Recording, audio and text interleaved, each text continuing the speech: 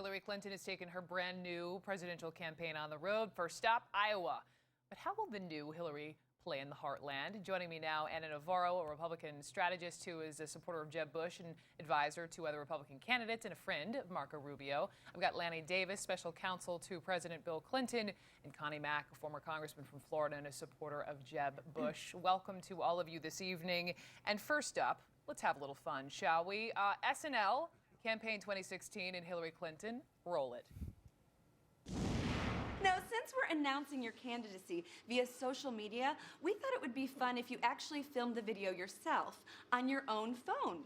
That way it seems more personal and intimate. Personal and intimate, yes. I better take off this jacket then.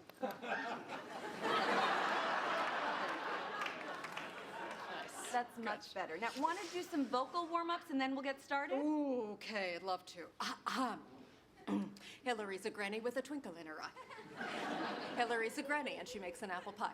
First female president, me, me, me, me, me, me, me. Hey, great, Mrs. Clinton. Okay, now hold up your phone and you can just look natural, okay? Okay. And maybe you want to soften a little. Okay, a little more. Okay, maybe a lot more. Great. Great, okay, and action. Citizens, you will elect me. I will be your leader. This election is about you. I don't want to hog your limelight. I am leaving. Look at me go. Bye. I'm gone. I mean, how funny is this? I've got the giggles and I've seen this now a few times. Congressman Mack, let me just begin with you. I mean, listen, the world knows the Clintons. We've known the Clintons for quite some time. There's that version of Hillary Clinton. There's the Hillary Clinton now apparently eating at Chipotle. She's in Iowa. She's rolling up this time, not in a big jet, but in a van driving all the way from New York. How, Congressman, does Hillary Clinton reintroduce herself to America? Well, unfortunately, I think you're asking the wrong person. But I do think that though that what she's doing is interesting and it's unique. It's different. If you notice, all the candidates are sort of looking for a different way to roll out their campaigns. I think Hillary Clinton knows that last time around she seemed too distant from the people, and so she wants to engage the people in a different way. But at the end of the day, all of these things aren't as important as where they stand on the issues, what their vision for the future is. That's really what's going to be at stake. But at the beginning here, it obviously provides Saturday Night Live and others some comic relief. Well, we'll wait, because there will be many others that will help provide us some definite comic relief in the months to come. Oh no, this wasn't a shot at her. I'm just saying that. I hear you, and Lanny, to you.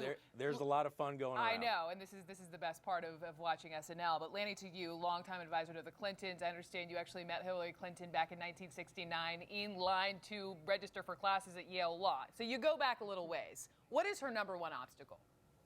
Well, first of all, the real Hillary Clinton would watch that Saturday Night Live and laugh. She would. And the Hillary Clinton that I remember from law school, the first thing she asked me, standing in line, I was a senior, she was a freshman, is not what courses are difficult and how do you study at Yale Law School, but where do you go to the nearest legal services clinic? And I looked at her, is that really what you're thinking of doing, your first day at Yale Law School? And then she said, yes, that's what I want to do. She's not changed since then, and she's got a great sense of humor. And my friend Connie Mack, and I think he's supporting a very good man named Jeb Bush. If those two end up being the nominees, America will be proud either way. I think we've heard of the Clintons and the Bushes before. Anna Navarro, to you, you know this particular Bush pretty well.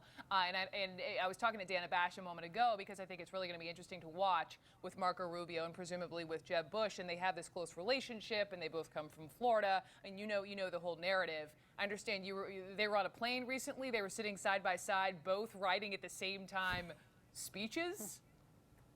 Well, I don't think Jeb was writing a speech. I think Marco was working on this speech. And, you know, Brooke, I'm not sure this isn't going to be more entertaining to watch from New York than it is when you are actually in the 305 and caught in between two friends who see themselves running. This is, you know, I think both of them right now are starting by saying that they're not running against each other, that they are running on their agenda and their vision.